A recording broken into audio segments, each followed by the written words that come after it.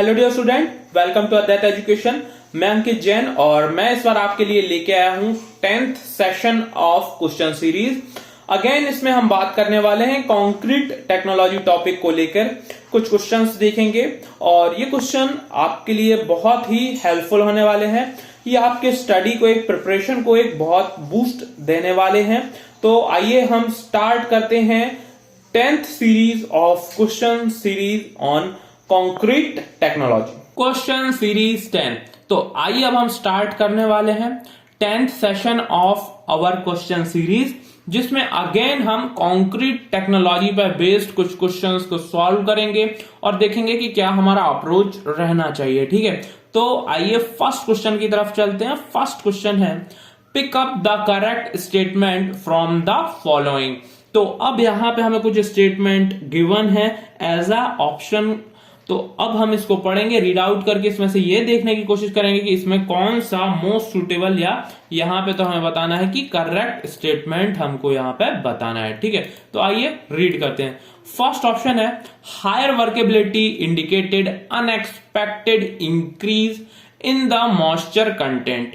ठीक है, तो जैसे हम एक मॉइस्चर कंटेंट में इंक्रीमेंट करते हैं, मॉइस्चर कंटेंट में इंक्रीमेंट करते हैं, तब हमें वर्केबिलिटी में इंक्रीमेंट दिखता है। ये एक ऑब्वियस ऑब्जर्वेशन है। इसको हम ऐसे भी देख सकते हैं कि जैसे जैसे वाटर का कंटेंट बढ़ेगा, कंक्रीट में फ्लूइडनेस बढ़ेगी, और साथ ही साथ हमें यह भी पता है कि यदि WIC रेशियो बढ़ता है तो वर्केबिलिटी हाई हो जाती है।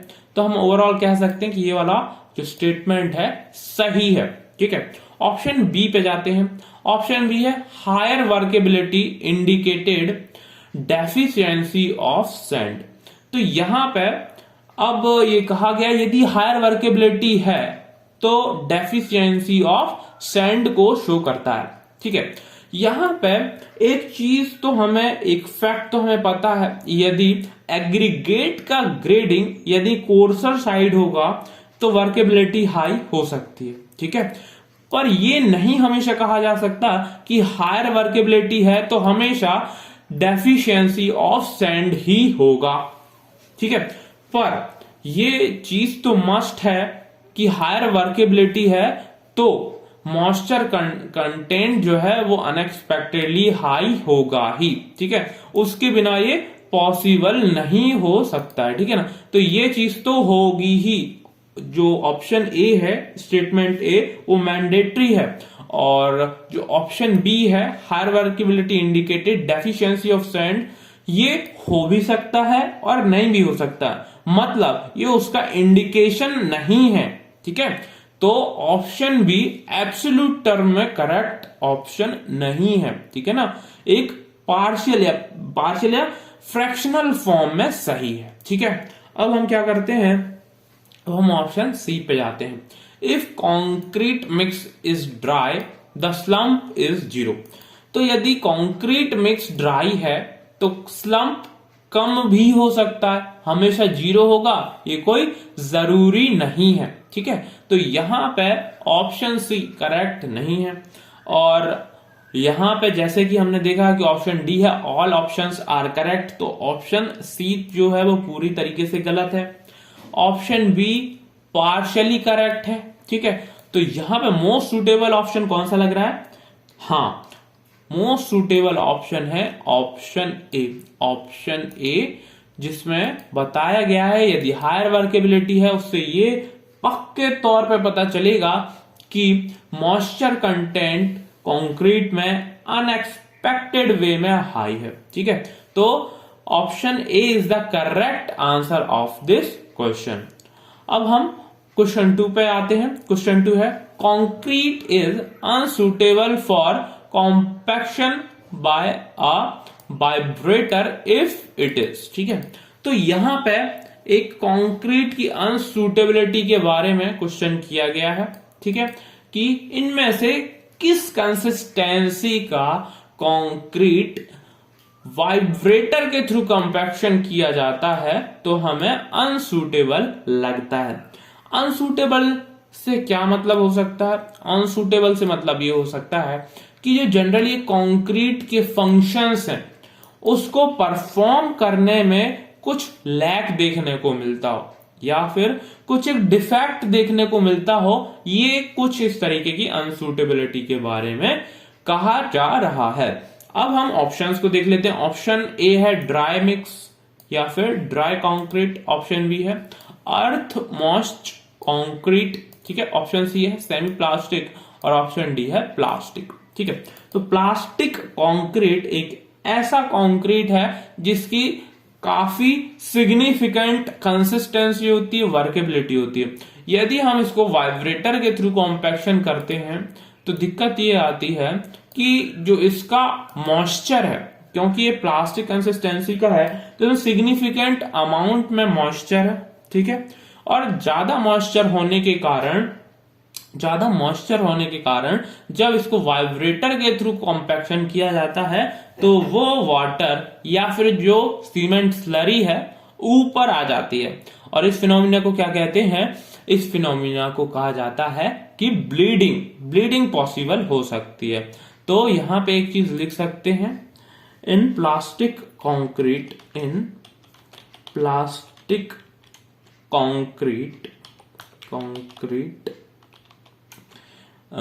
vibration compaction through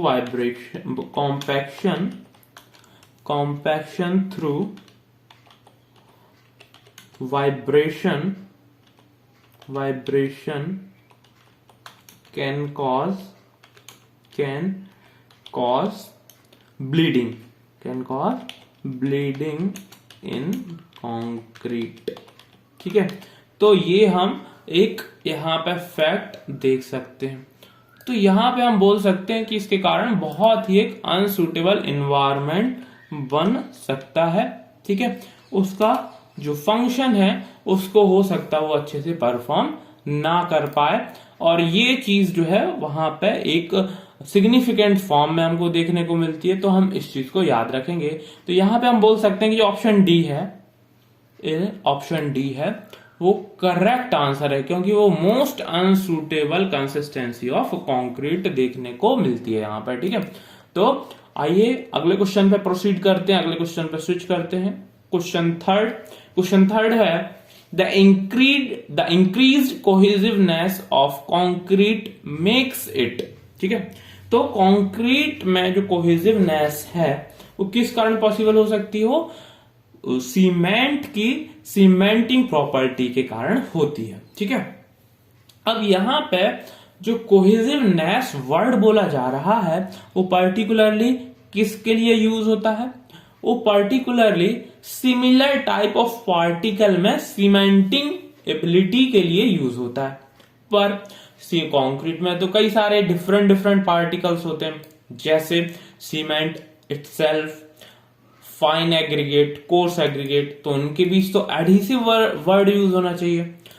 पर यहां पे कहा गया है कोहेसिवनेस ऑफ कंक्रीट, मतलब कंक्रीट को एज अ वन मटेरियल सोच के आगे बढ़ा जा रहा है यहाँ पे, और उसके लिए कोहेसिवनेस वर्ड यूज किया जा रहा है। मतलब with in the concrete cementing property, cementing ability क्या है? बहुत सुपीरियर है। अब हम आगे बढ़ते हैं इस चीज को ध्यान रखते हुए, ठीक है। तो ऑप्शन ए है लेस लायबल टू सेग्रीगेशन।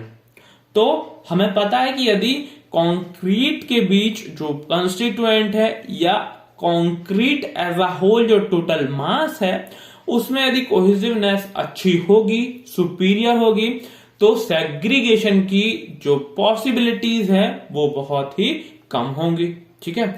तो ऑप्शन ए क्या कंसीडर किया जा सकता है।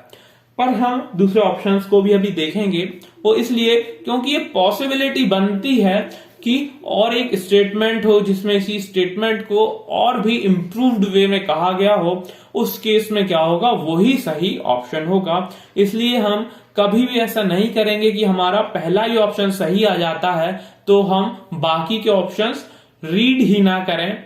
तो ये एक गलती हो सकती है, कभी मिस्टेक हो सकती है, इस चीज को हमें ध्यान रखना चाहिए। और हम आगे के ऑप्शंस को भी रीड करेंगे।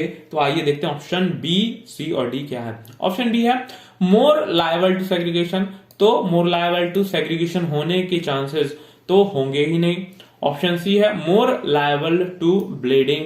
यदि एक इंटीग्रेटेड मास है, सुपीरियर कोहेसिवनेस है, तो अगेन यहां पे मोर लायबल टू ब्लीडिंग होने की पॉसिबिलिटी बहुत ही कम हो जाती है। ऑप्शन डी पे जाते हैं, more liable for surface scaling in frosty weather. ठीक है, तो यहां पे एक नया वर्ड यूज किया गया है, स्केलिंग। सरफेस स्केलिंग क्या होता है? सरफेस स्केलिंग जब किसी पर्टिकुलर सरफेस या कंक्रीट की सरफेस पे से थोड़ा सा मटेरियल यदि बाहर निकलता है, जस्ट थोड़ा थोड़ा, तब उसको बोला जाता है सरफेस स्केलिंग ऑफ कंक्रीट। ठीक है, ये जनरली ये जो डिफेक्ट है फ्रॉस्टी वेदर में हमको देखने को मिलता है। एज इंडिया में फ्रॉस्टी वेदर कम होता है, तो ये चीज देखने में कम आती है, ऑब्जर्व करने में कम आती है। तो यहां पे जो बाकी के ऑप्शन है बी सी डी एकदम ही सूटेबल नहीं है। यहां पे ऑप्शन ए है करेक्ट आंसर है, मोस्ट सुटेबल आंसर है। तो option A is the correct answer of this question. अगले क्वेश्चन की तरफ हम बढ़ते हैं। Property of concrete can broadly be divided into. ठीक है, तो यहां पे कंक्रीट की प्रॉपर्टी को एक ब्रॉड वे में किसमें हम डिवाइड कर सकते हैं? तो हम कंक्रीट की स्टेजेस की बात करेंगे।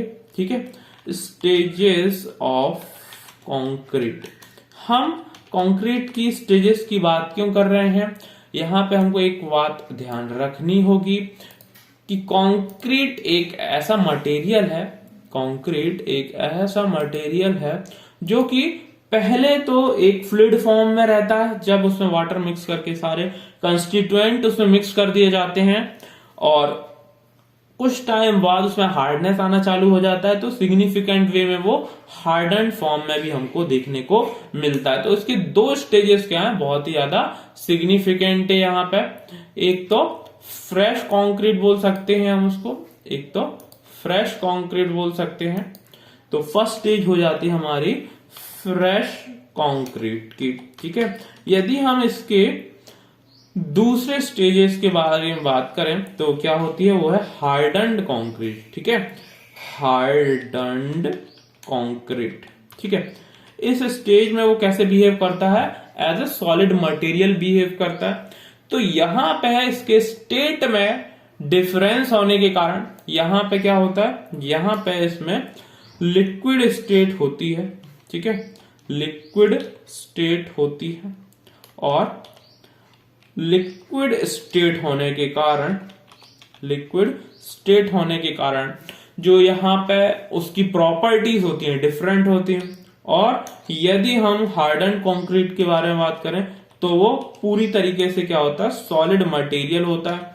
तो सॉलिड फॉर्म में होने के कारण क्या होता है, उसकी प्रॉपर्टीज अलग होती हैं। तो यहाँ पे ब्रॉड वे में जो इनकी प्रॉपर्टीज हम डिवाइड करते हैं, दो वे में हम उसको डिवाइड कर सकते हैं, क्योंकि ये दो फिजिकल फॉर्म में हमको, दो फिजिकल स्टेट में हमको देखने को मिलता है। ठीक है ना, तो यहां पे हम बोल सकते हैं कि properties of concrete can be broadly divided into two type. ठीक है, तो option B is the correct answer of this question. ठीक है, नेक्स्ट हम देखते हैं क्वेश्चन 5 पे हम पहुंचते हैं। क्वेश्चन 5 देखते हैं, which of the following statement is false. तो अब हमें यहां पे कुछ स्टेटमेंट्स गिवन है और उसमें से हमें फॉल्स स्टेटमेंट को बताना है। ठीक है, उसमें से हमें फॉल्स स्टेटमेंट को बताना है। ऑप्शन ए है workability of concrete mix decreases with an increase in the moisture content. ठीक है, तो यहां पे बोला जा रहा है कि कंक्रीट मिक्स है उसकी वर्केबिलिटी कम हो जाएगी यदि मॉइस्चर कंटेंट को बढ़ा दिया जाए। तो यहां पे ये जो स्टेटमेंट है पूरी तरीके से गलत है, क्योंकि वाटर कंटेंट बढ़ाने से एक फ्लूइड नेचर बढ़ता है कंक्रीट का, फ्रेश कंक्रीट का, और जिसके कारण वर्केबिलिटी के जो डिफरेंट एस्पेक्ट्स हैं, फ्लोएबिलिटी, कॉम्पैक्टेबिलिटी, हैंडलेबिलिटी, मोबिलिटी और प्लेसेबिलिटी, इन सब में क्या होता है, एक ईज देखने को मिलती है, जिसके कारण हम बोल सकते हैं कि ये जो स्टेटमेंट है एकदम रॉन्ग स्टेटमेंट है। ठीक है, अब ये तो हमें पता चल गया कि एक फॉल्स स्टेटमेंट है, तो क्या हम यहां पर रुक जाएं? नहीं, हम दूसरे ऑप्शंस पर भी जाएंगे, क्योंकि आखिरी में एक option D, all options are correct, तो वो हमें ध्यान में रख के आगे बढ़ना होगा। ठीक है, ऑप्शन बी पे बात करते हैं। Concrete for which preliminary test are conducted is called controlled concrete.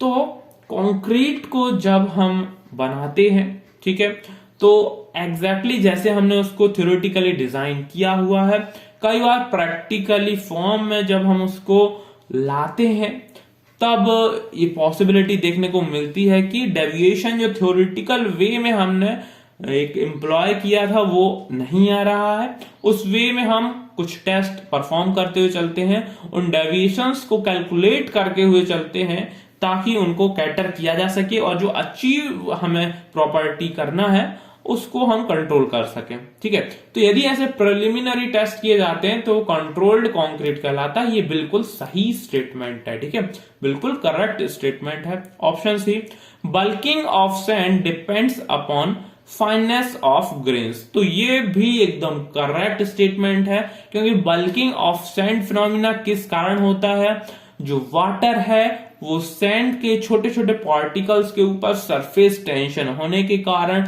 क्या हो जाता है, उसको पूरा कवर कर लेता है, और उसको कवर करने के कारण हमें ओवरऑल एक बल्क या फिर increase in volume of sand देखने को मिलता है, और जितना भी ज्यादा फाइन ग्रेन या पार्टिकल होता जाता है बल्किंग और उतनी ज्यादा बढ़ती जाती है। ठीक है, तो ये भी एक करेक्ट ऑप्शन है, पर हमें यहां पे क्या देखना था, हमें फॉल्स स्टेटमेंट को देखना था।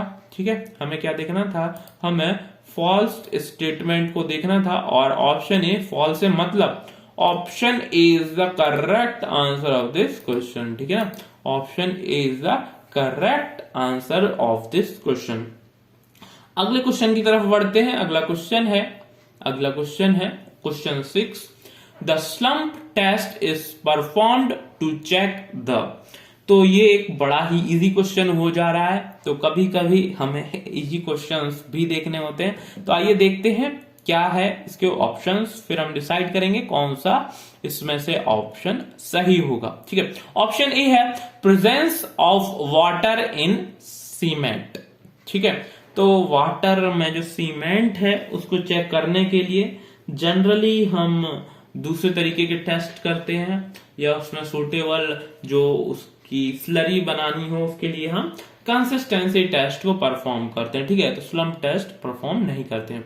ऑप्शन बी है रेशियो ऑफ कंक्रीट इंग्रेडिएंट्स, तो कंक्रीट के जो डिफरेंट इंग्रेडिएंट्स हैं, जैसे फाइन एग्रीगेट या सैंड बोल सकते हैं, ग्रेवल या कोर्स एग्रीगेट बोल सकते हैं, सीमेंट बोल सकते हैं, वाटर बोल सकते हैं, तो इनका रेशियो भी इससे पता नहीं चलता है। ऑप्शन सी है टेम्परेचर रेजिस्टेंस, तो टेम्परेचर रेजिस्टेंस भी इससे पता नहीं चलता, और एट लास्ट है वर्केबिलिटी ऑफ कंक्रीट।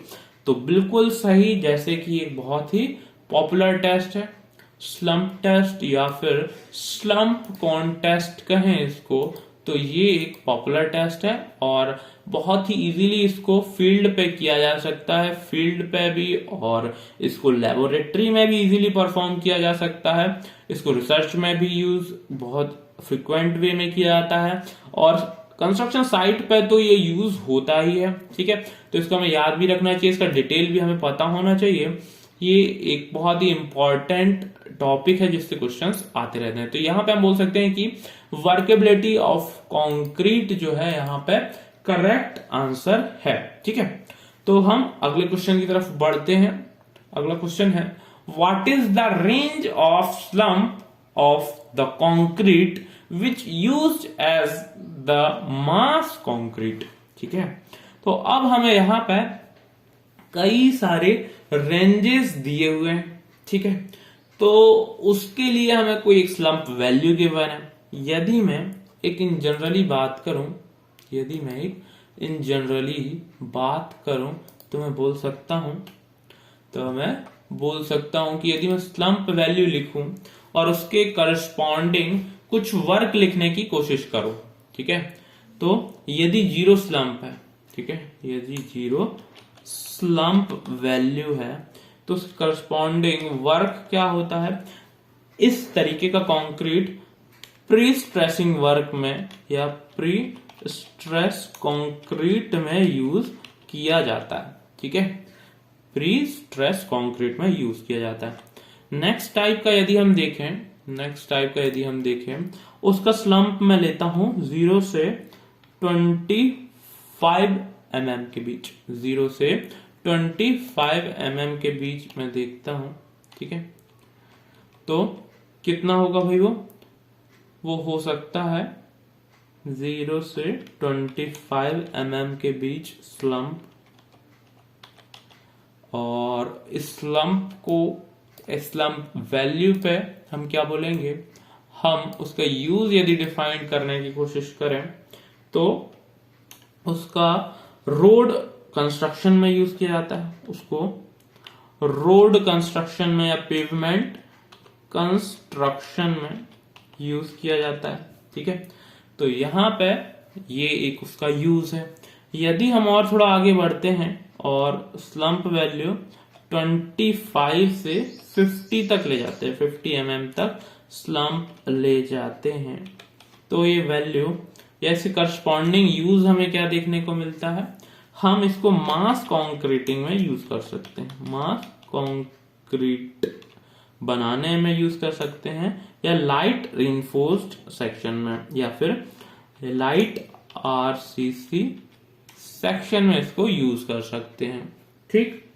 नेक्स्ट हम आगे बढ़ते हैं, जैसे हम 50 से 100 mm के बीच जाते हैं, स्लम्प हम यदि देखते हैं तो इसकी करस्पॉन्डिंग हमको यूज क्या वाला हो देखने को इन जनरली मिलता है, हैवीली रीइंफोर्स्ड सेक्शन, ठीक है, हैवीली रीइंफोर्स्ड सेक्शन हमको यहाँ पे देखने को मिलता है, ठीक है। और वैसे ही हम आगे बढ़ते जाते हैं तो ये चेंजेस और थोड़े बदलते जाते हैं। तो यहाँ पे हम इजीली बोल सकते हैं कि जो 25 mm से 50 mm का स्लम्प का रेंज है वो हमारे लिए यहाँ के इस क्वेश्चन की कॉन्टेक्स्ट में बहुत ही इंपॉर्टेंट है, क्योंकि हमें क्या पूछा गया, मास कॉन्क्रीटिंग के बारे में पूछा गया है, ठीक है। तो हम देखते हैं कि मोस्ट सुटेबल जो ओवरलैपिंग रेंज कौन सी हो सकती है। यदि हम 10 to 15 को देखें तो ये तो बिल्कुल भी ओवरलैप नहीं होती है, ठीक है। यदि 20 to 50 देखें तो ये बहुत ज्यादा, सबसे ज्यादा ओवरलैपिंग दिखती है। तो यहां पे हम बोल सकते हैं option B is the correct answer of this question, ठीक है, option B is the correct answer of this question. अगले क्वेश्चन की तरफ प्रोसीड करते हैं, देखते हैं क्या है अगला क्वेश्चन। अब यहाँ पे अगेन कॉम्पैक्शन फैक्टर और वर्केबिलिटी ऑफ कंक्रीट से रिलेटेड क्वेश्चन है, ठीक है। तो देखते हैं, compaction factor for heavily reinforced section with vibration is, ठीक। तो यहां पे हमसे एक यूजेस गिवन है जिसमें हमको हेवीली रीइंफोर्स्ड सेक्शन के लिए कंक्रीट को बनाना है और उसके लिए करस्पॉन्डिंग हमारे पास कॉम्पैक्शन फैक्टर कितना होना चाहिए, ठीक है, उसके बारे में हमें बताना है। तो इन जनरली मैं कुछ यूजेस लिखता हूं, उसके बेसिस पे हम डिसाइड करेंगे कि क्या हमारा इसमें से रेंज होगा, ठीक है। तो मैं लो रीइंफोर्स्ड सेक्शन के बारे में बात करूं, लो रीइंफोर्स्ड सेक्शन के बारे में बात करूं तो इसके लिए कॉम्पैक्शन फैक्टर टेस्ट की रेंज क्या होनी चाहिए। तो ये जो रेंज है जनरली 0.8 से 0.85 के बीच होनी चाहिए, ठीक है। अब और मैं आ जाता हूं, यदि हैवीली रीइंफोर्स्ड सेक्शन की बात करूं मैं, यदि मैं हैवीली, ठीक है, हैवीली रीइंफोर्स्ड सेक्शन की बात करूं, ठीक है, सेक्शन की बात करूं तो इसके लिए जो रेंज है वो 0.85 से 0.95, ठीक है, 0.95 के बीच वेरी करती हुई दिखती है, ठीक है। और एट लास्ट कंजेस्टेड कंडीशन की बात करूं, कंजेस्टेड कंडीशन की बात करूं, कंजेस्टेड रीइंफोर्स्ड कंडीशन की बात करूं तो यहां पे क्या पॉसिबिलिटी हो सकती है, तो यहां पे पॉसिबिलिटी होती है ग्रेटर देन 0.95, ठीक है। तो यहां पे एक ये पॉसिबिलिटी हो सकती है। तो यहां पे हमें हैवीली रीइंफोर्स्ड सेक्शन के बारे में बात करनी है और इस रेंज को ध्यान में रखते हुए मोस्ट सुटेबल आंसर को सिलेक्ट करना है, ठीक है। हमें हैवीली रीइंफोर्स्ड सेक्शन को यहां पे ध्यान में रखते हुए आगे बढ़ना है। तो 0.85 to 0.95, ठीक है। तो हमें पता है कि ये ऑप्शन सी है 0.85 से लेके 0.92, ये मोस्ट ओवरलैपिंग, ये क्या है, मोस्ट ओवरलैपिंग यहां पे हमको ऑप्शन दिखता है। तो option C is the correct answer of this question. अगले क्वेश्चन की तरफ प्रोसीड करते हैं। अगला क्वेश्चन है which of the following statement is true, ठीक है। तो यहां पे अगेन कुछ स्टेटमेंट्स गिवन है और उसमें से हमें एक करेक्ट स्टेटमेंट को फाइंड आउट करना है, ठीक है। यहां पे ऑप्शन स्टेटमेंट ए है impermeability of a property of fresh concrete, ठीक है। तो इम्परमिएबिलिटी या फिर उसको दूसरे सेंस में कहें परमिएबिलिटी फ्रेश कंक्रीट की प्रॉपर्टी है, ऐसा कहा गया है, ठीक है। ऑप्शन बी है impermeability is not a property of fresh concrete, ठीक है। ऑप्शन सी है impermeability is nothing to be with concrete at all. तो हमें पता है कि कंक्रीट की इम्परमिएबिलिटी होती है और बहुत ही हाई होती है और ये डिपेंड किस चीज पे करती है, ठीक है। ये किस चीज पे डिपेंड करती है, परमिएबिलिटी डिपेंड करता है कि उसमें वॉइड्स कितने हैं, कंक्रीट में वॉइड्स कितने हैं, ठीक है, डिपेंड करता है वॉइड्स प्रेजेंट इन कंक्रीट, ठीक है, कंक्रीट। तो जितने ज्यादा वॉइड्स होंगे उतने ही ज्यादा कंक्रीट जो है परमिएबल होने वाला है, ठीक है। तो इस चीज को हम कैसे देख सकते हैं, तो जब एक कंक्रीट फ्रेश कंडीशन में होता है, कंक्रीट फ्रेश कंडीशन में होता है, तब वहां पे क्या होता है, वहां पे जेल्स होते हैं, ठीक है, वहां पे जेल्स होते हैं और उन जेल्स के बीच में कैपिलरीज होते हैं, ठीक है। So gels and capillaries are there, ठीक है। तो उस केस में क्या हो सकता है, अब इस चीज पे बहुत ज्यादा डिपेंड करने वाला है, जितने ही ज्यादा कैपिलरीज होंगे, ठीक है, जितने ही ज्यादा कैपिलरीज होंगे उतने ही ज्यादा वॉइड्स प्रेजेंट होंगे और उतनी ही ज्यादा क्या होगी, परमिएबिलिटी होगी या इम्परमिएबिलिटी कम होगी। तो यहां पे हम बोल सकते हैं कि जो फ्रेश कंक्रीट है, जो कि एक फ्रेश कंक्रीट है, उसकी प्रॉपर्टी, ठीक है, उसकी प्रॉपर्टी जेल और कैपिलरीज पे डिपेंड करती है, ठीक है, जेल और कैपिलरीज पे डिपेंड करती है, ठीक।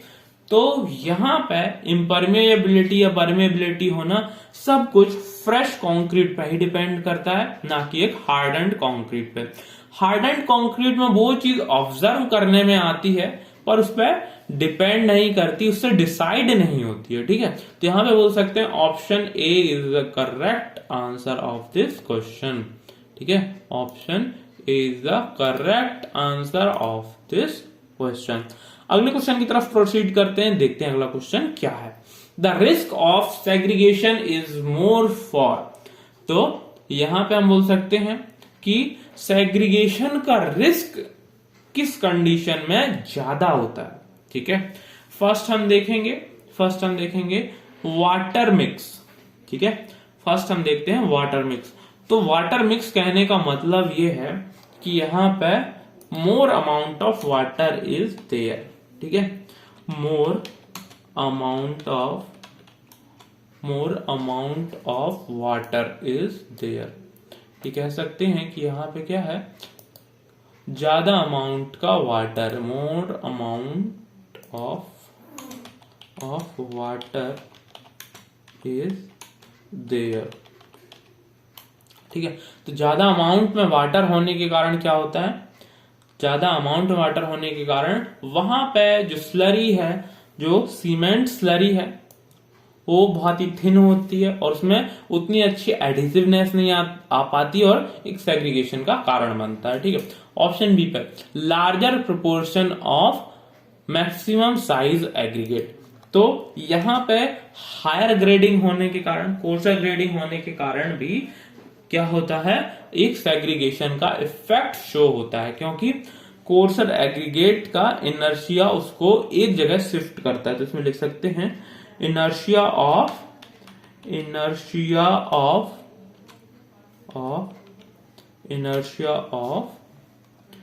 coarser grading aggregate, inertia of coarser grading aggregate leads to segregation। ठीक है, तो ये एक फैक्ट है जो हमको अगेन ध्यान रखना चाहिए। यदि हम ऑप्शन सी पे जाए तो अगेन बोला जा रहा है कोर्सर ग्राइंडिंग नहीं, ये ग्रेडिंग ही एक्चुअली लिखना चाहते हैं। ठीक है, यहां पे ग्रेडिंग ही होगा। ठीक है, ये एक टाइपिंग मिस्टेक है, तो इसको करेक्ट कर सकते हैं। तो कोर्सर ग्रेडिंग, तो यहां पे जो ऑप्शन बी है, ऑप्शन सी एकदम सिमिलर होने वाले हैं। क्यों? क्योंकि यदि हम ऑप्शन बी परफॉर्म करते हैं, ठीक है, ऑप्शन बी परफॉर्म करते हैं, तो यहां पे ऑप्शन सी का इफेक्ट देखने को मिलता है। ठीक है, ऑप्शन सी का सेम इफेक्ट देखने को मिलता है। तो ऑप्शन बी के कारण भी, ऑप्शन सी के कारण भी क्या होने वाला है, सेग्रीगेशन देखने को मिलने वाला है। तो यहां पे हम बोल सकते हैं कि तीनों के तीनों ऑप्शन ही सही हैं। ओवरऑल जो ऑप्शन डी है, option D is the correct answer of this question. Option D is the correct answer of this question. All options are correct. ठीक है, और एट लास्ट में यहां पे आपसे यही बोलना चाहूंगा कि ऐसे ही मैं रोज आपके लिए कुछ नए नए क्वेश्चंस लेके आता रहूंगा। ये जो कंसेप्चुअल फैक्चुअल क्वेश्चन रहेंगे आपको बहुत ही हेल्पफुल होने वाले हैं, आपकी तैयारी में एक बूस्ट देंगे। तो again keep studying, keep preparing, good luck, good bye.